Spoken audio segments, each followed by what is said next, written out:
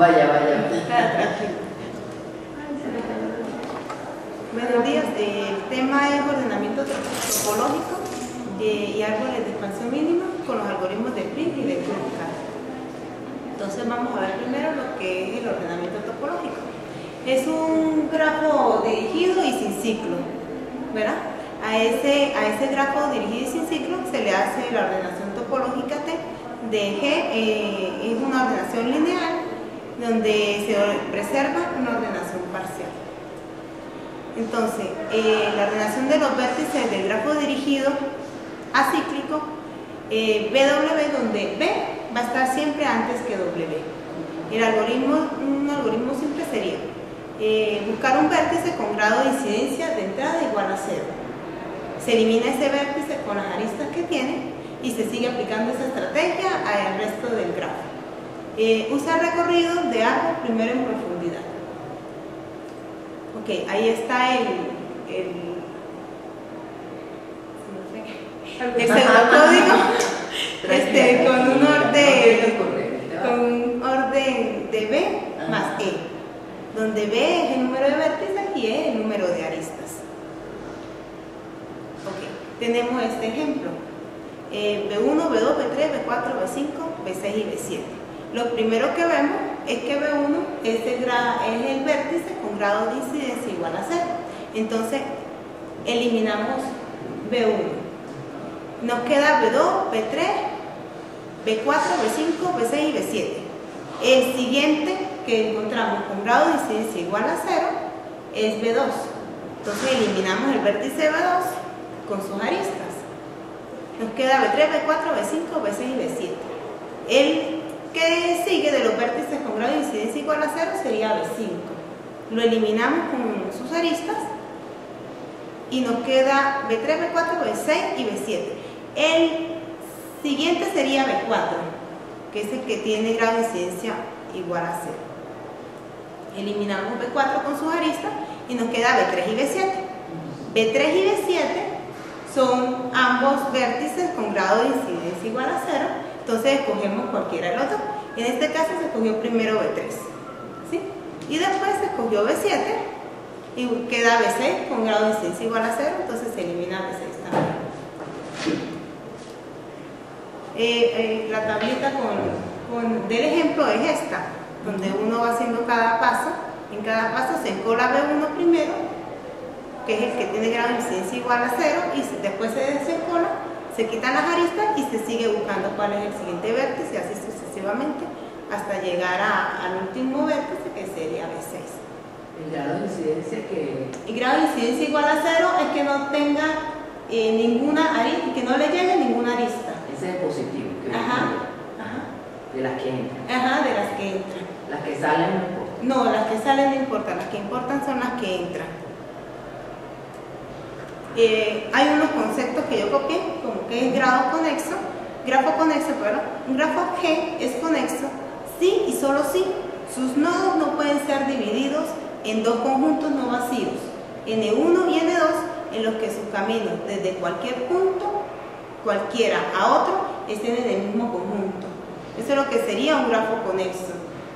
Y árbol de expansión es un subconjunto del grafo, o sea, como un subgrafo que abarca todos los vértices del grafo, que están conectados y que no tienen ciclo, por eso es árbol.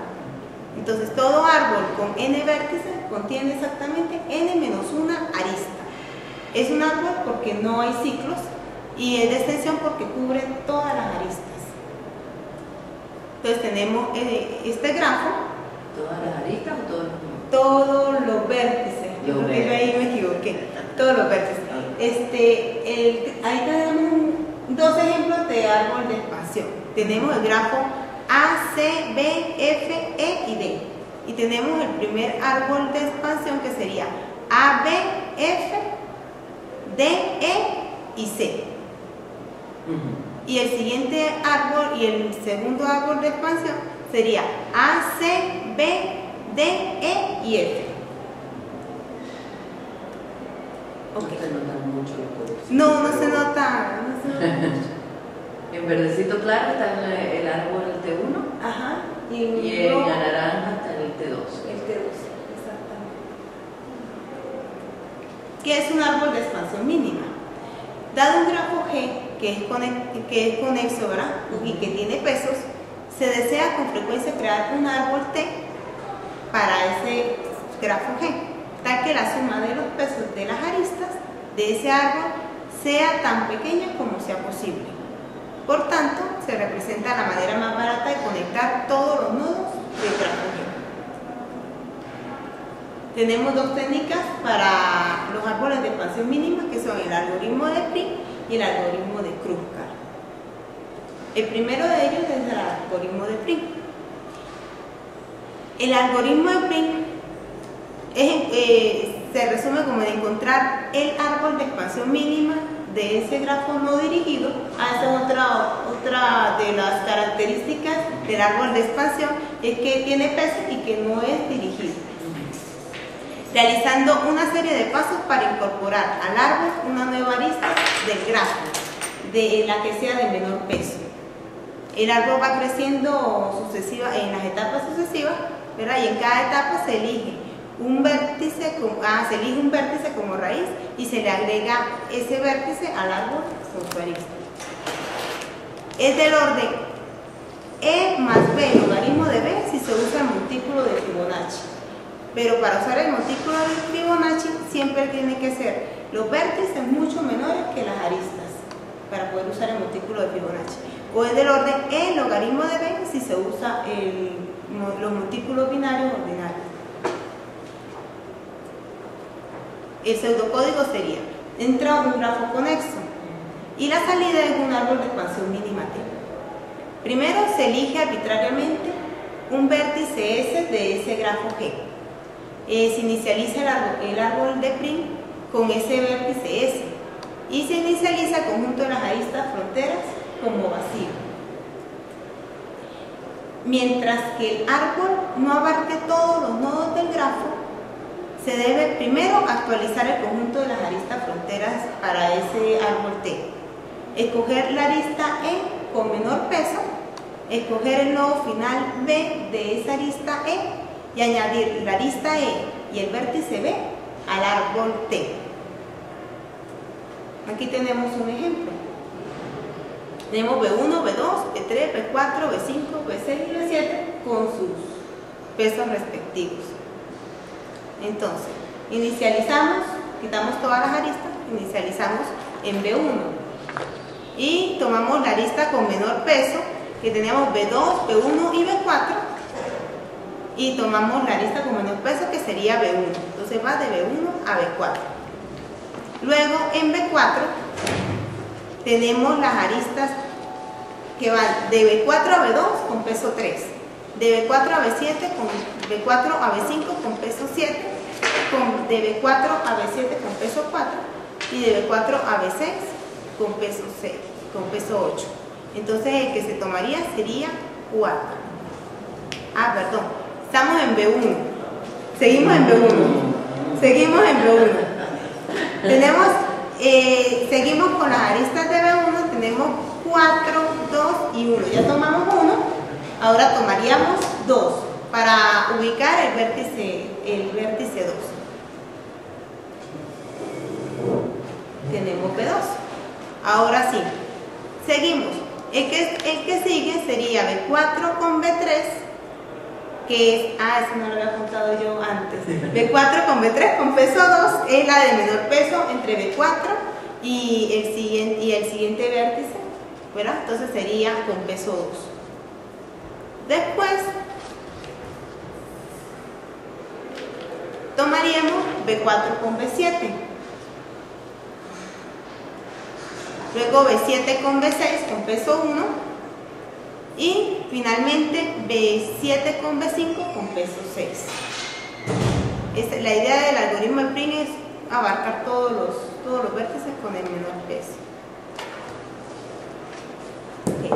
El algoritmo de Kruskal consiste en elegir sucesivamente las aristas de mínimo peso sin formar ciclos a partir de un grafo con pesos en sus árboles. Es de orden A logaritmo de A, donde A es el número de aristas que tiene el grafo. El pseudocódigo sería: entra un grafo conexo con todos sus pesos diferentes de G, sale un árbol abarcador mínimo T, se inicializa I igual a 1 y N, que es el tamaño del número, el tamaño del grafo que tiene, o sea, el número de vértices que tiene ese grafo. Mientras I sea menor que N, debemos hacer escoger la arista con menor peso de entre todas las aristas que aún no han sido escogidas. Tenemos todas las aristas y se escoge la que no se ha escogido y no, se escoge la de menor peso entre las que no se han mirado. Si A no forma ciclo con las que ya forman parte del árbol resultante T, entonces se añade A la salida y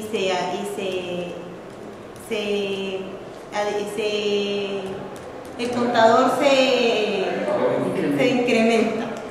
Y fin de sí y fin de mientras. Entonces tenemos el algoritmo de Kruger.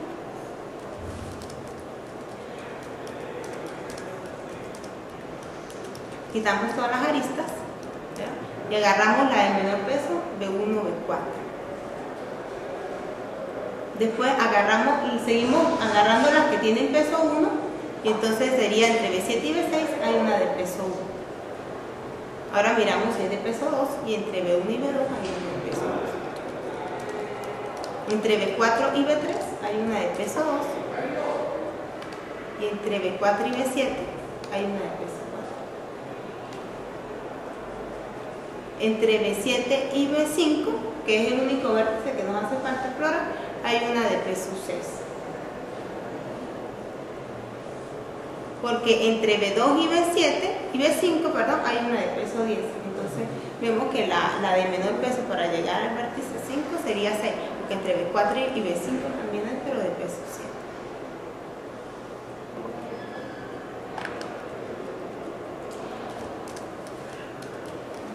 Muchacha, nos faltó media hora. Menos, profesora. En menos. En menos. En menos. Ajá, ¿y cuál es la diferencia entre los dos? Porque siguen el mismo. Sí, es el mismo ejemplo entre PRI y Kruskal, ¿verdad?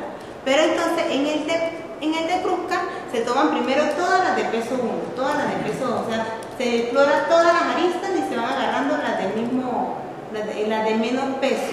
¿Y qué usa para eso? El de Kruskal. Ajá. ¿Qué usa? Porque la entrada es la misma, un grafo conexo. Sí, y el no dirigido y con el árbol abarcador mínimo. ¿No dirigido o le importa que sea dirigido? No, en el algoritmo, en los árboles de espacio mínima, deben ser con peso y no deben ser dirigidos. Y deben ser acíclicos para hacer árboles. Consigue un árbol, pero el grafo puede tener ciclos. Sí, ajá. Sí, pero dentro del árbol que se crea no deben haber ciclos. ¿Y no tiene restricciones en la estructura de datos que va a usar para escoger el peso mínimo? No. Porque en PRIM dijiste que si usa un montículo binario y el montículo de Fibonacci, pero en el libro de Turner no leí que tuviera algún tipo de restricción, porque lo del montículo de Fibonacci y el montículo de binario yo lo encontré en el libro de Turner, de ahí fue donde lo saqué, en realidad. Sí, pero el otro sí no lo encontré.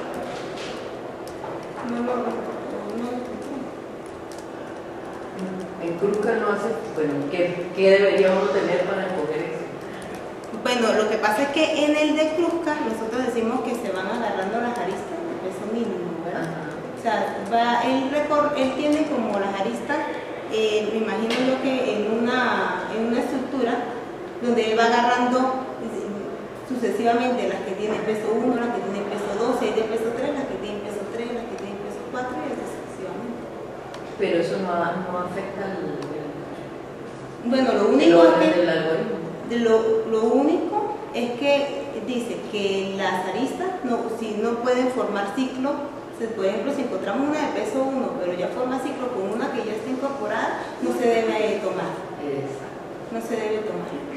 Eso es lo único. Esa es la restricción que hay para incorporar una arista al árbol. Si hace ciclo, no se puede incorporar. Y si no, entonces se incorpora. Y no dice cómo tengo yo que ordenar, o sea, qué estrategia puedo yo usar para ordenar esas aristas por el peso mínimo. No lo encontré, o sea, sí. Porque en el otro Sí, es era fácil verlo que que teniendo un múltiplo binario por el mínimo van a salir las mismas. Exactamente. Entonces puedo usar los mismos. Sí. Lo único que tengo que verificar es que No haya sido. extraiga el mínimo del montículo, si la arista asociada forma ciclo, pues no la incorporo y saco el próximo mínimo. Exactamente. Pero no se ve en el... No se ve en el pseudocódigo. Sí, o sea, a lo mejor por aquí dice, si A no forma ciclo con las que ya forman parte del árbol resultante, entonces añadir a salida y incrementar I, para seguir mirando cuál es la... Pero porque ahí ese incremento de I para aquí, porque tiene Porque dice que mientras I sea menor que N, o sea, I es el que va contando cuántos vértices está incorporando para saber cuándo parar.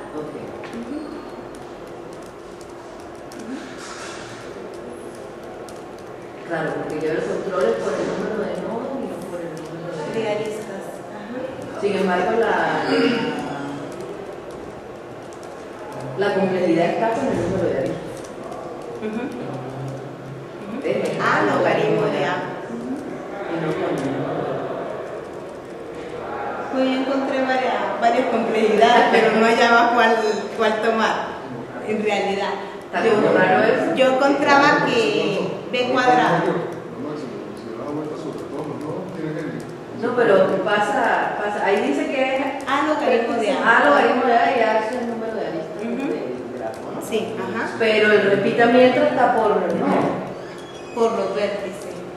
Entonces. Pero es que dentro del repitamiento van a escoger la lista de peso mínimo, o sea que tiene que darle vuelta a todas las aristas. Eso imagino que ese es un igual y el chiste es precisamente si tengo un montículo, tengo todo. Si tengo un montículo construido por el peso de las aristas, cuando saque el mínimo ya está. El logaritmo de A debería ser por la construcción del montículo. ¿Sí? Pero el repita está por N. Entonces, ¿no será N el logaritmo de A? Pues que como no les digo que yo encontré como tantos órdenes, ¿verdad? Aquí hay un orden, el que encontré, yo creo que yo tomé el que venía en el Corme, pero el pseudocódigo no es el de Corme, a lo mejor por ahí es el error. El pseudocódigo. Sí, entonces. No, fíjense por el de Corme, que eso está probado que el algoritmo funciona. Sí, puede ser. Puede ser por eso que no. Ese es el problema. Porque no se corresponde el pseudocódigo que tú pusiste con la complejidad que tienes. Sí. Porque no es A logaritmo de A. En este caso sería N logaritmo de A. Pero eso lo podemos agregar aquí.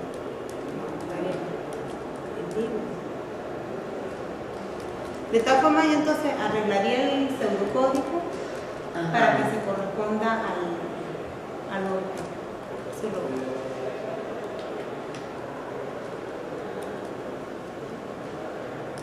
Bueno, lo hicimos para terminar la clase. Bueno, dice que no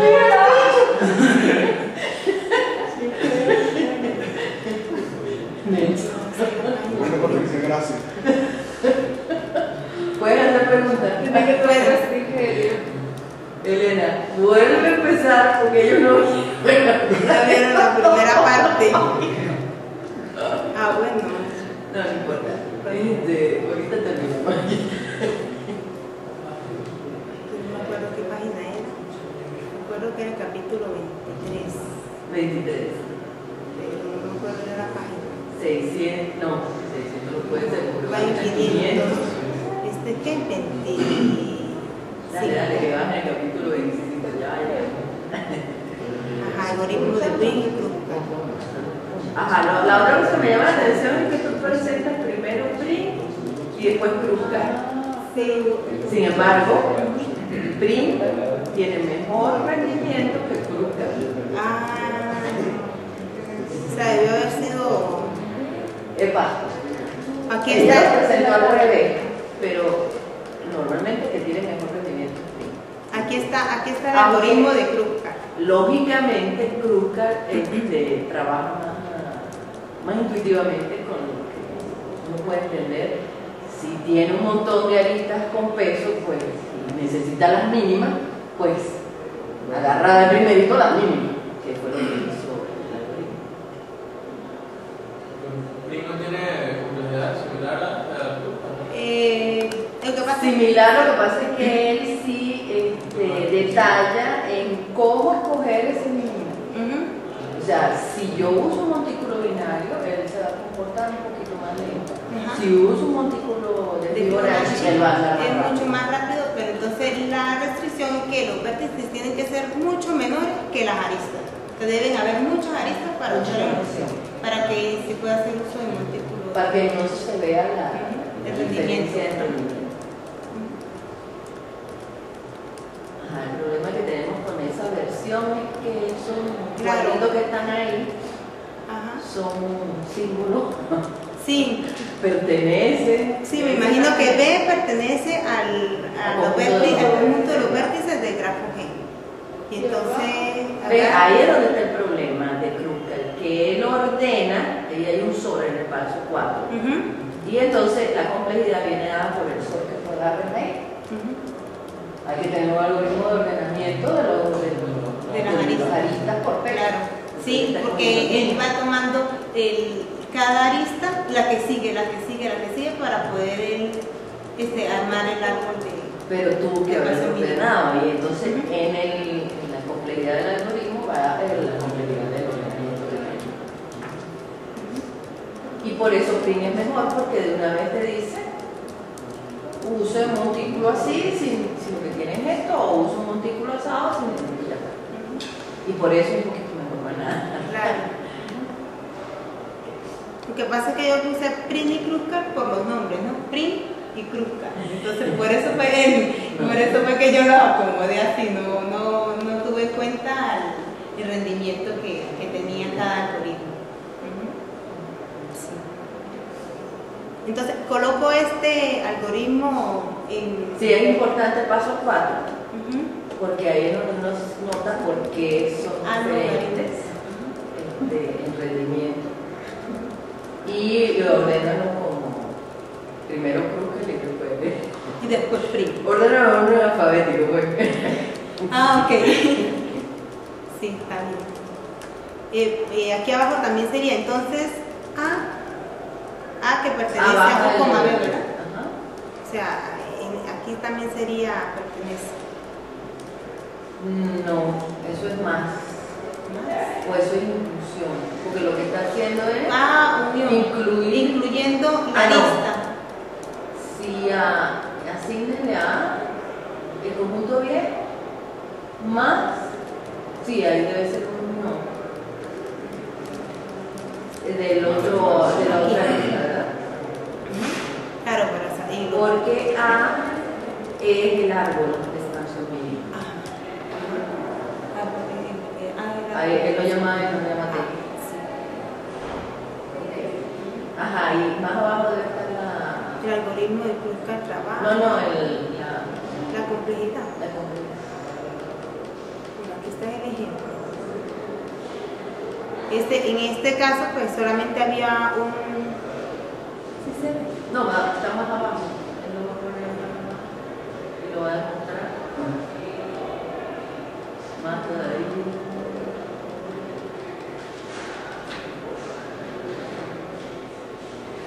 Dice que el tiempo es O1. Todo el tiempo O1 para el... ¿Dónde está? Aquí. El logaritmo de...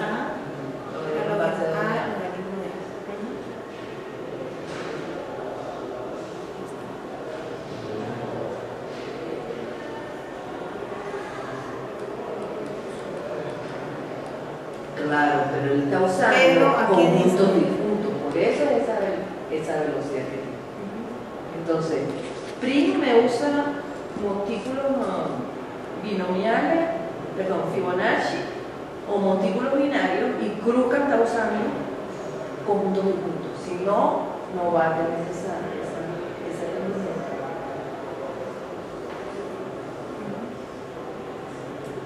¿Por qué los conjuntos disjuntos?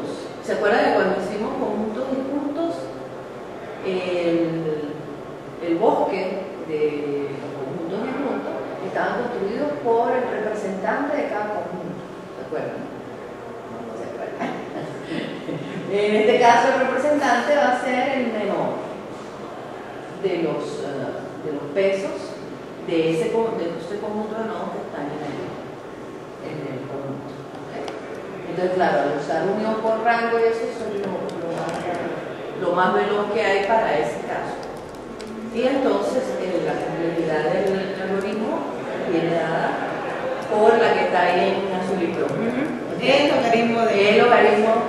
O sea, el conjunto de aristas por el logaritmo en base 2 del conjunto de nodos. Pero eso sí uso conjunto de nodos. O sea, voy a usar una estructura más complicada para el soporte del algoritmo, pero eso hace que... Bueno, eso es lo importante de los dos. Y en el ordenamiento topológico no quedó claro por qué se usa eso. Ah, yo me estoy adelantando, usted porque no pregunta. Puro pregunta a la profesora. El ordenamiento topológico. Dice que es un grafo dirigido acíclico. Ajá, se lo aplico a los grafos dirigidos. Un grafo dirigido. Sin ciclo. Por un ejemplo práctico. Es que yo lo hice aquí. Eso fue. Ella lo hizo abstracto. Okay. Lo que pasa es que... ¿Para qué se usa eso? Eso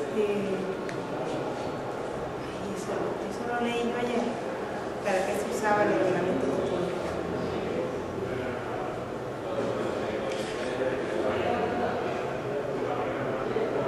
Bueno, el ejemplo que trae el libro es de una persona y cómo él se viste. Entonces empieza, me parece, no me acuerdo mucho, ¿no? Que se coloca las medias. Después se coloca el interior. Era un hombre. Se coloca el interior. Después se coloca la camisa. Creo que al revés la cosa. Sí, no. Después se coloca el pantalón. El reloj no había, o sea, no había orden para colocarse el reloj, entonces se coloca el reloj. Después se coloca la correa, después se coloca la corbata y por último se coloca la chaqueta. Y él lo mostraba, era así, un ejemplo de... Lo que pasa es que en este ejemplo que yo di, yo no lo ordené como ellos lo ordenan, que primero va este nodo y ese nodo está conectado con estos otros nodos. O sea, antes de hacer el que sigue, tiene que haber hecho el anterior. ¿Sí? Y así sucesivamente. Entonces, en general, ¿para qué sirve el ordenamiento pasado? El ordenamiento. ¿En casos prácticos? En casos prácticos.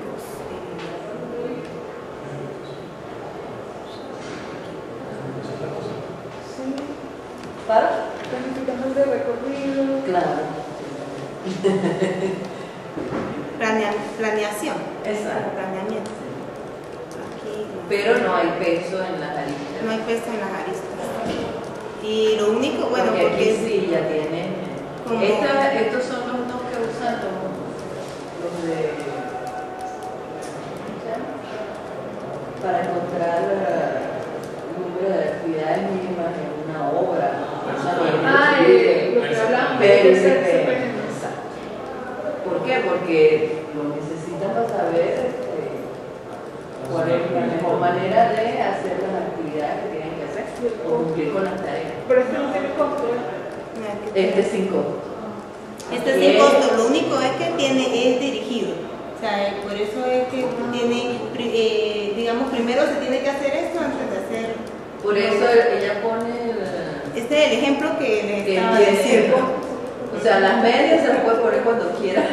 Sí, que es la primera. Pero pero yo los zapatos no los nombré yo. O sea, para ponerse las medias hay que ver. Para ponerse los zapatos tiene que haberse puesto las medias. Exacto. Pero no hay otra relación en la actividad, ¿no? Sino simplemente antes los zapatos ponerse las medias. Después, antes del pantalón. Aquí está. Exacto. Exacto. Media. Y hay que haberse puesto el pantalón antes de ponerse los zapatos. Claro. El reloj está solo, El reloj se puede poner cuando quiera. La camisa. Ponerse, la hay corbata. que ponerse la camisa y después el cinturón. Ajá, y para colocarse la corbata tiene que haberse puesto la camisa. Y la chaqueta. Exacto. Entonces vamos a hacer un leve ordenamiento, porque al poner la lista estás ordenando. Estás diciendo lógicamente qué cosa debe ir antes. Si tenemos, por ejemplo, algo así como las metodologías para desarrollo de software. O sea, no voy a llegar a echar código antes de haber pensado en el problema y haberlo entendido. Entonces, uno tiene más o menos una idea de cómo deben ir ordenados. Sin embargo, ¿verdad? Si son muchas tareas y quiero el ordenamiento final de todo, entonces el algoritmo de ordenamiento topológico no sirve para eso.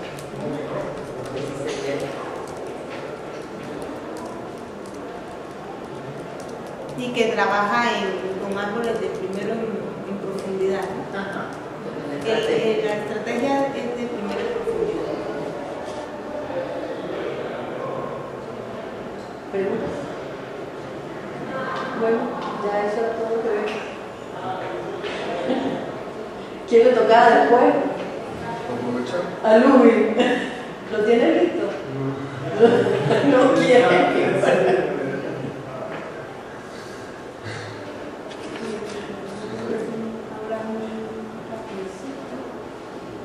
No, para demorarse las 2 horas, ¿cuántas te parece?